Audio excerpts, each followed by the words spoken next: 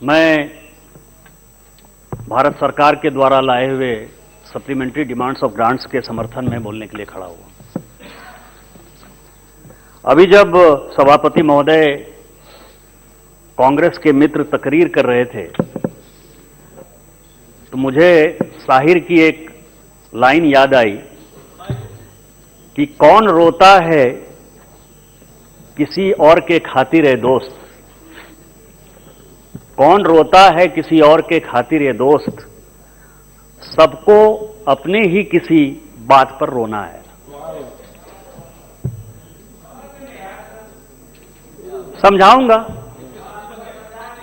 समझाऊंगा जब air India की बात करूंगा, जब मनरेगा की बात करूंगा, जब सब्सिडी की बात करूंगा तो पूरा समझाऊंगा, पूरा कागज लेकर आया हूं। इतना बड़ा सप्लीमेंट्री डिमांड्स ऑफ ग्रांट्स लेके भारत सरकार माननीय मोदी जी के नेतृत्व में आई है, उसके पीछे के बैकग्राउंड को समझने की आवश्यकता है। सभापति महोदय, आज पूरी दुनिया, अभी आईएमएफ का जो है अक्टूबर का रिपोर्ट आया है, इंटरनेशनल मॉनेटरी फंड का अक्टूबर का रिपोर्ट आया है, और कोरोना के कारण, कोविड के कारण पूरी दुनिया कराह रही है।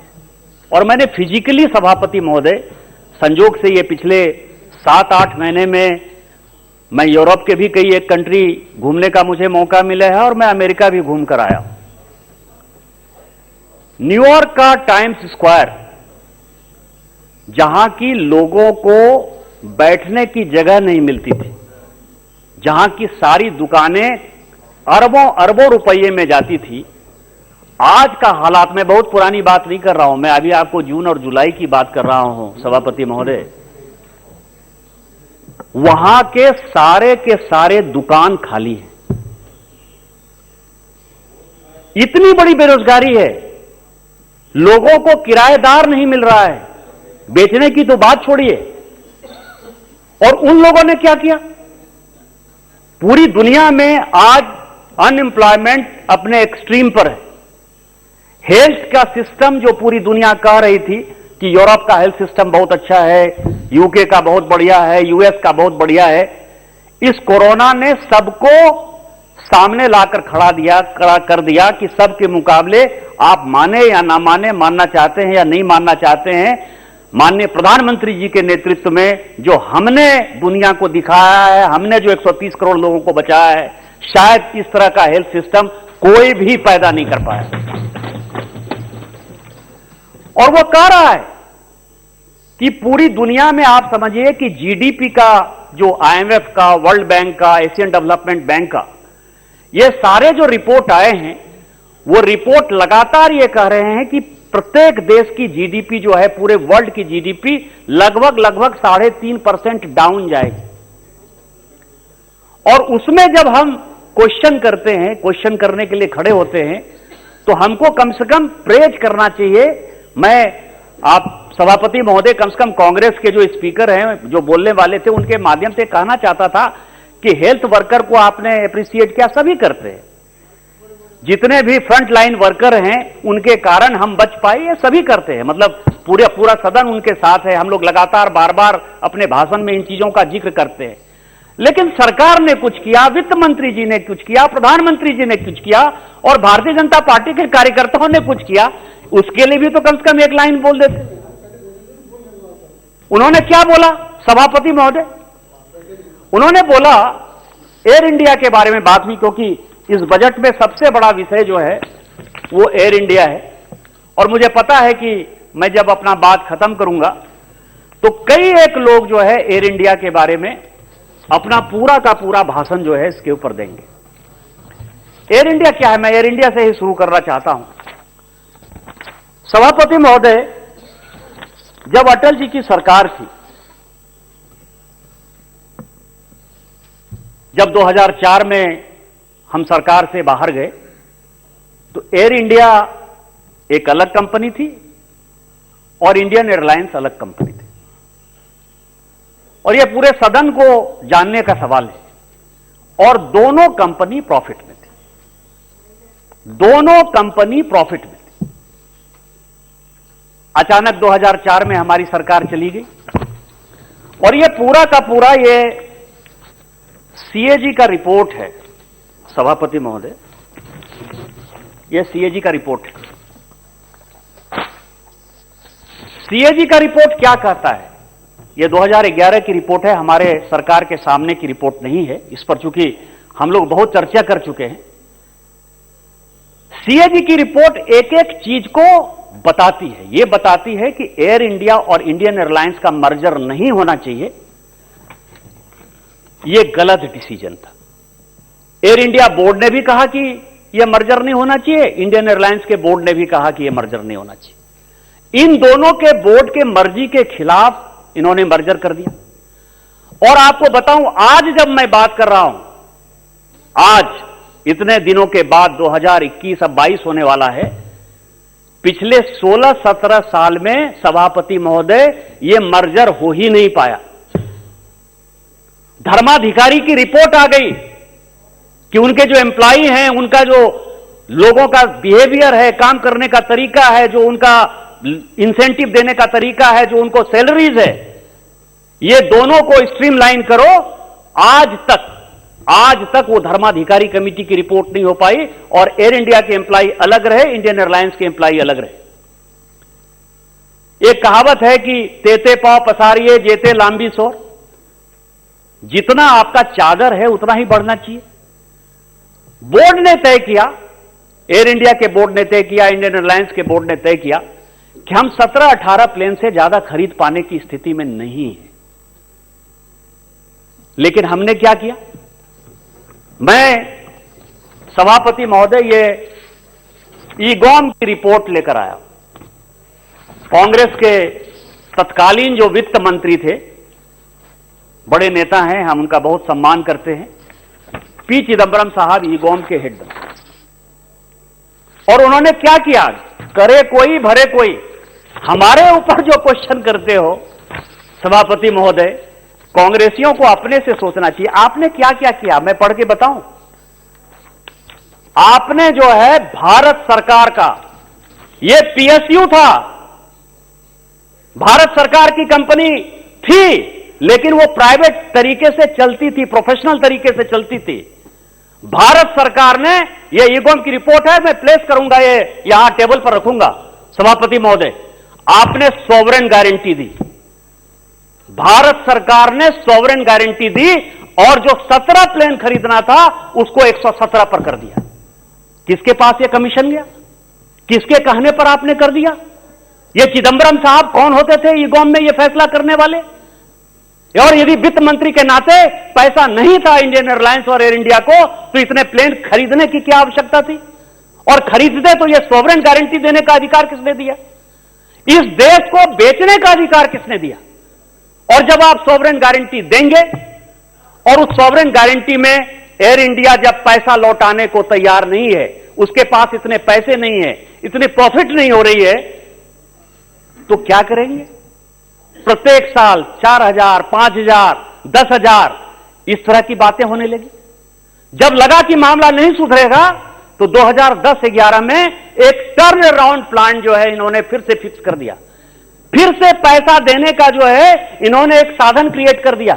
मैं केवल बता रहा हूं कि यूपीए सरकार ने किस तरह से इस देश के साथ, इस देश के टैक्स पेयर के साथ कितनी बड़ी ज्यादती की। और वो टर्न अराउंड प्लान में वो भी सीएजी की रिपोर्ट है, और सीएजी की रिपोर्ट पूरे देश में पढ़ना चाहिए कि उस टर्न अराउंड प्लान के बारे में सीएजी ने कहा कि तुम पैसा कूड़े में फेंक रहे हो, इससे कोई एयर इंडिया की हालत नहीं सुधरने वाली है। लेकिन हम लगातार, कोई ऐसा बजट नहीं है सभापति महोदय, हम और आप एक साथ जो है सांसद रहे हैं, 2009-10 से कोई ऐसा साल नहीं है, कोई ऐसा बजट नहीं है, कोई ऐसा सप्लीमेंट्री डिमांड्स ऑफ ग्रांट्स नहीं है जिसमें कि भारत सरकार ने 1,000, 1,500, 2,000, 3,000 करोड़ रुपया एयर इंडिया को नहीं दिया। किस लिए दे रहे थे भैया?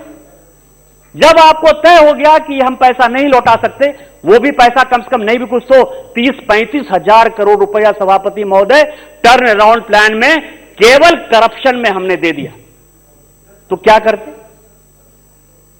जब भारत सरकार ने यह तय किया और लगा कि हम टैक्स पेयर की मनी लेकर जा रहे हैं, और यह केवल और केवल उस वक्त के तत्कालीन प्रधानमंत्री मनमोहन सिंह जी और चिदंबरम साहब के कारण ऐसा संभव हुआ, तो भारत सरकार ने तय किया, क्यों अच्छा तय किया कि इसको डिसइन्वेस्ट करना है अपने को। लेकिन डिसइन्वेस्टमेंट करने के लिए जो सॉवरेन गारंटी है, जो 117 प्लेन लेकर आप आए हैं, वो पैसा कहां से आप देंगे? और इसी कारण से जब ये टाटा को ये जाएगा तो उसको डेट फ्री कंपनी देना है, और इस कारण से ये हम लेकर आए हैं सप्लीमेंट्री डिमांड्स ऑफ ग्रांट्स। उसका कारण यह है कि डिसइन्वेस्टमेंट में कोई पार्टी आएगी कि नहीं आएगी यह तय नहीं था। आपको पता है कि हम पिछले साल भी इसको डिसइन्वेस्ट करना चाहते थे, लेकिन कोई आदमी खड़ा नहीं था, और वो कहते कि हम एंटीसिपेट नहीं कर पाए। हम एंटीसिपेट किए, लेकिन आपने कितनी चोरी की थी उसको एंटीसिपेट करने में हमको इतना वक्त लग गया, इसलिए हम इस बार लेकर आए। दूसरा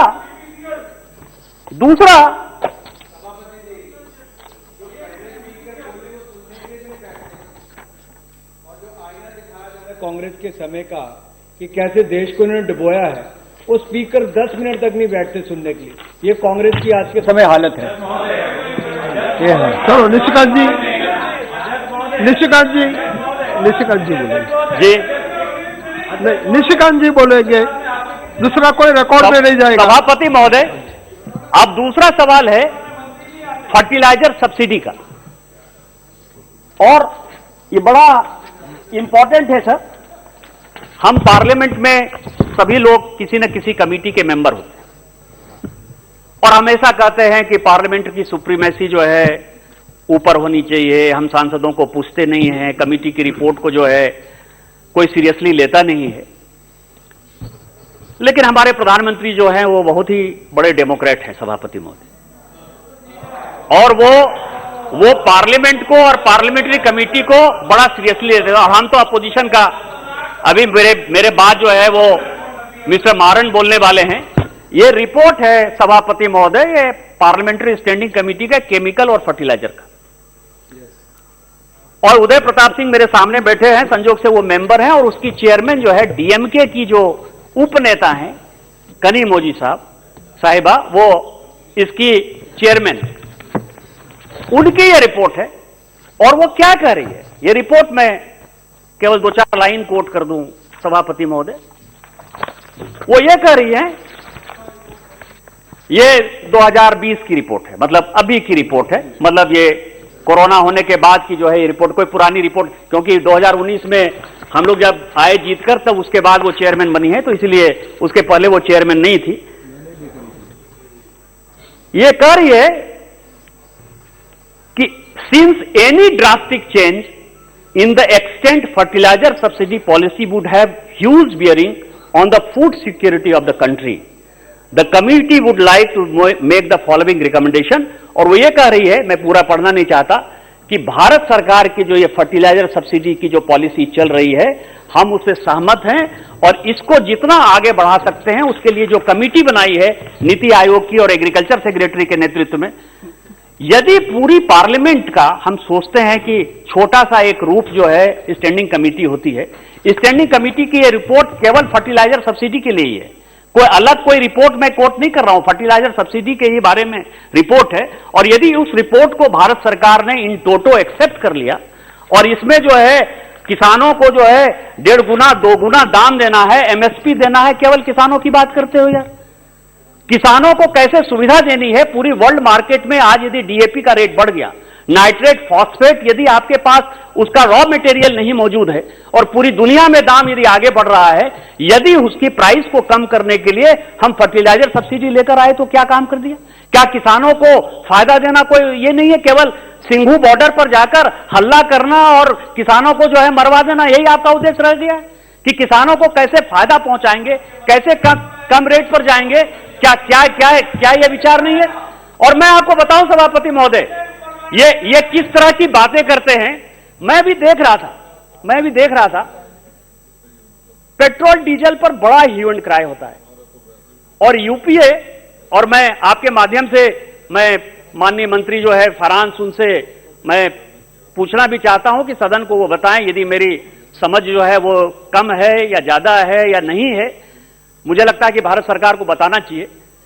पेट्रोल डीजल पर 2004-05 में जब यह सरकार बनी सर, मतलब मैं केवल यह कह रहा हूं कि किस तरह से न्यूसेंस इन्होंने क्रिएट किया, 1,40,000 करोड़ का 1,40,000 करोड़ का इन्होंने ऑयल बॉन्ड जारी किया, ऑयल बॉन्ड जारी किया, कोई 10 साल का ऑयल बॉन्ड है, कोई 15 साल का ऑयल बॉन्ड है, और वो केवल सामने जनता को दिखाते रहे, जनता को गुमराह करते रहे, टैक्स पेयर को गुमराह करते रहे कि हम आपको सस्ते दर पर डीजल और पेट्रोल दे रहे हैं, हम आपको सब्सिडाइज रेट पर डीजल और पेट्रोल दे रहे हैं। आज वो 10 साल 15 साल पूरा हुआ हमारी सरकार में सर, क्योंकि मैंने कहा ना कि करे कोई भरे कोई, हमने कर दिया और अब आपको जो भोगना है, क्योंकि इन्होंने तय कर लिया 2014 में सभापति महोदय। मैं कई एक कानून के बारे में लगातार बोलता हूं, चाहे वो मनरेगा की बात कर रहे हैं, चाहे लैंड एक्विजिशन की एक्ट की बात कर रहे हो, चाहे फूड सिक्योरिटी एक्ट की बात कर रहे हो। इनको यह लगता था कि जो आने वाली सरकार है उसको 4-5 साल में हम इतना बदनाम कर देंगे कि वो चली जाएगी। और उसमें मैं आपको बताऊं कि ऑयल बॉन्ड में 1,40,000 करोड़ का जो ऑयल बॉन्ड है, भारत सरकार को आज 3,20,000 करोड़ रुपया लौटाना पड़ा। क्या आप इसी तरह का वित्त चाहते हैं? इसी तरह का फाइनेंस चाहते हैं? क्या आप जनता को मूर्ख बनाना चाहते हैं? क्या आप जनता को गुमराह कर रहे हैं? 1,40,000 और वो 3,20,000 करोड़ जो ऑयल बॉन्ड लिया, वो ऑयल बॉन्ड किसी गरीब आदमी ने नहीं लिया सभापति महोदय। ऑयल बॉन्ड किसी न किसी पैसे वाले ने लिया, किसी न किसी कॉर्पोरेट ने लिया। और आप कहते हैं कि यह सरकार चलती है। किस तरह की दलाली आपने की है? किस तरह के लोगों को आपने ऑयल बॉन्ड दिया है? 1,40,000 करोड़ यदि 3,20,000 करोड़ में चला गया, यह किसका पैसा था? यह आम गरीबों का पैसा है, यह टैक्स पेयर का पैसा है, और आपने जो है इस तरह की बातें कर दी।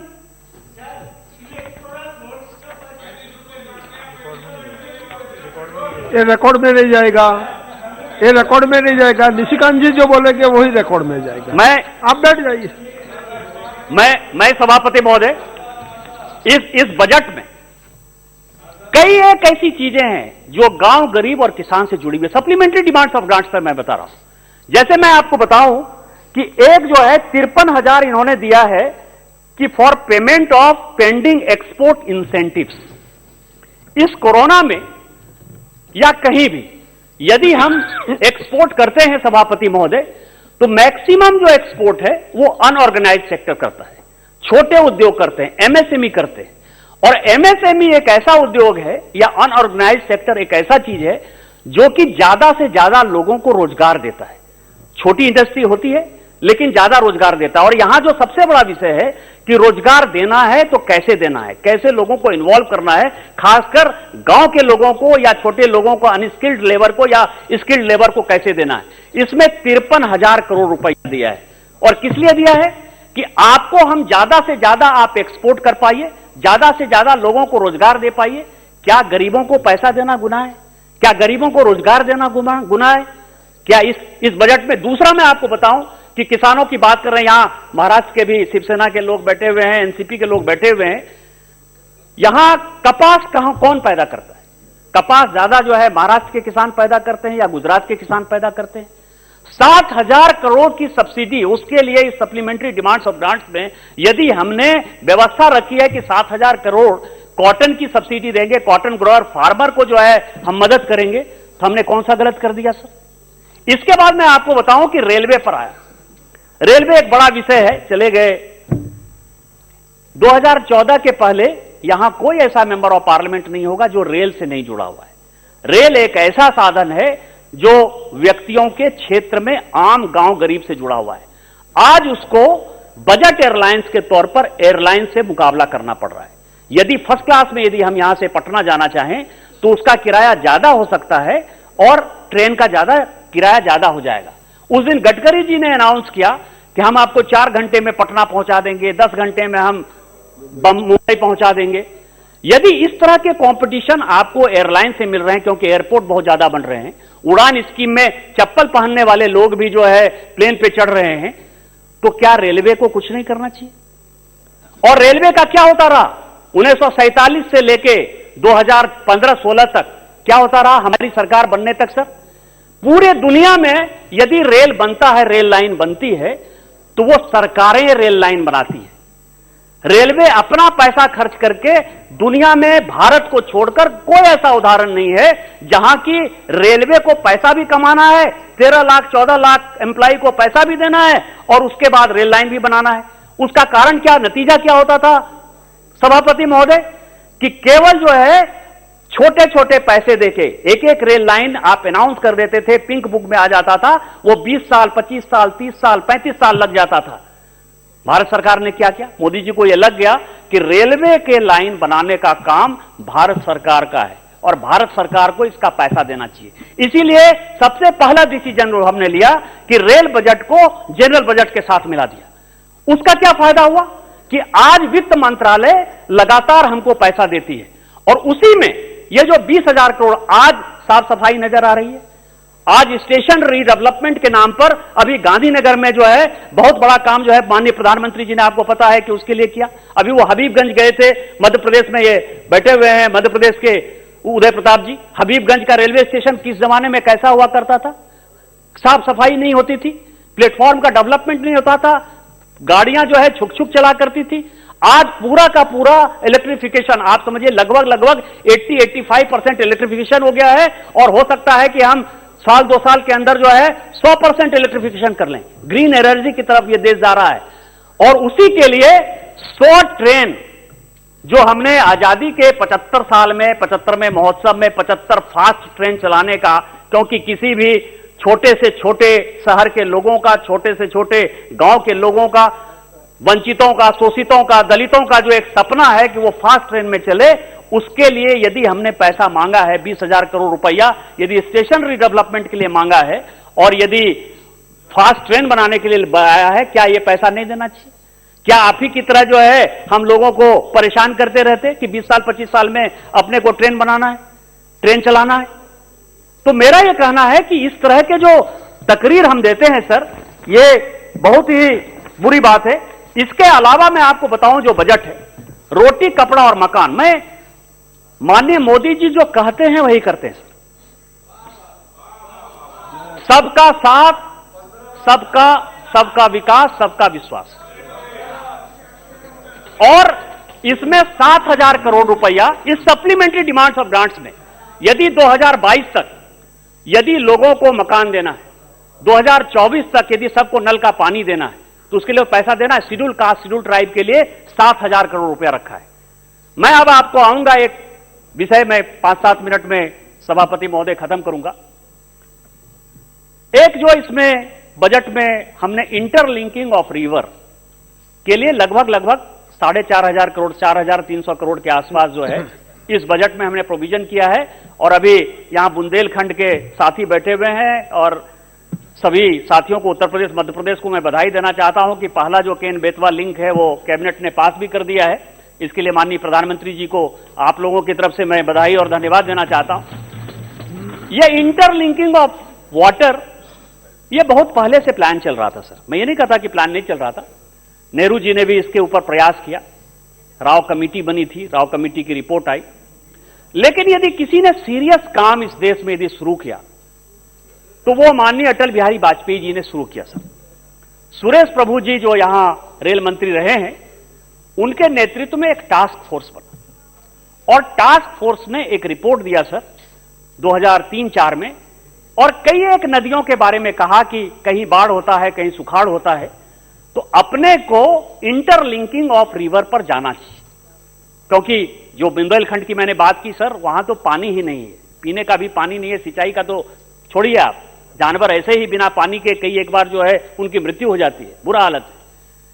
रिपोर्ट आ गई, संजोग से 2004 में वाजपेयी जी की सरकार चली गई सर। 2004 से लेकर 2014 तक एक अल्ट्रा लेफ्टिस्ट गवर्नमेंट का जो है उदय हो गया सर, और कांग्रेस पार्टी के युवराज आ गए। उनको किसी चीज से मतलब नहीं है। उन्होंने वन फाइन मॉर्निंग उसको फाड़ा और कहा कि ये इंटरलिंकिंग ऑफ वाटर जो है, ये जो रिवर है, ये संभव ही नहीं है, इसको करना ही नहीं है। और मैं 2 लोगों का, यदि ये बहस करना चाहेंगे तो मैं 2 लोगों का स्टेटमेंट कोट करना चाहूंगा सर। बड़े सीनियर नेता रहे, अब नहीं है, माननीय करुणानिधि जी। उन्होंने करुणा सीनियर नेता रहे, मतलब अब नहीं है वो जी, करुणानिधि जी ही कह रहा हूं, मतलब सम्मानित है। उन्होंने 2011 में राहुल गांधी जी को चिट्ठी लिखी सर, और उन्होंने कहा कि आप जो ये कर रहे हो ये गलत है। इस देश के लिए इंटरलिंकिंग ऑफ रिवर जो है सबसे जरूरी है। और दूसरे उस वक्त के जो तत्कालीन एग्रीकल्चर मिनिस्टर थे सर, शरद पवार साहब, उन्होंने 3 मीटिंग की राहुल गांधी को समझाने। राहुल गांधी कुछ नहीं थे सर, क्योंकि कांग्रेस को शासन, सत्ता, पार्लियामेंट पर भरोसा ही नहीं है। यदि आपको ध्यान हो, उस वक्त सर नेशनल एडवाइजरी काउंसिल बन गई। हम लोग भी जिस पार्टी से हैं, हमारे पार्टी के राष्ट्रीय अध्यक्ष हैं जगत प्रकाश नड्डा जी जो सर, उनको किसी पद पर रहने की आवश्यकता नहीं है। जो कुछ कहना होता है वो आदेश कर देते हैं सर। अध्यक्ष महोदय, ये जिन व्यक्ति का नाम ले रहे हैं वो भी सदस्य है सदन के। निशिकांत जी दुबे, मैं नेशनल एडवाइजरी काउंसिल की बात कर रहा हूं सर। मैं नेशनल एडवाइजरी काउंसिल, जो भारत सरकार पैसा दे रही थी सर नेशनल एडवाइजरी काउंसिल के लिए, प्लीज बैठ जाइए। मैं नेशनल एडवाइजरी काउंसिल की बात कर रहा हूं सर, जिसके लिए कि हम पैसा देते थे, टैक्स पेयर का पैसा जाता था, इस पार्लियामेंट से बजट पास होता था सर। नेशनल एडवाइजरी काउंसिल ने क्या क्या किया सर? आरटीआई आ गया। आरटीआई से क्या फायदा हो गया सर? क्या आपको लगता है कि आरटीआई ने सब कुछ ठीक कर दिया? क्या हमको नहीं लगता कि हमने जगह जगह पर ब्लॉक में एक दलाल पैदा कर दिए? कौन सा ऐसा चीज है जो आरटीआई ने आमूलचूल परिवर्तन कर दिया? कौन सी ऐसी चीजें हैं कि लैंड एक्विजिशन एक्ट से आमूलचूल परिवर्तन हो गया?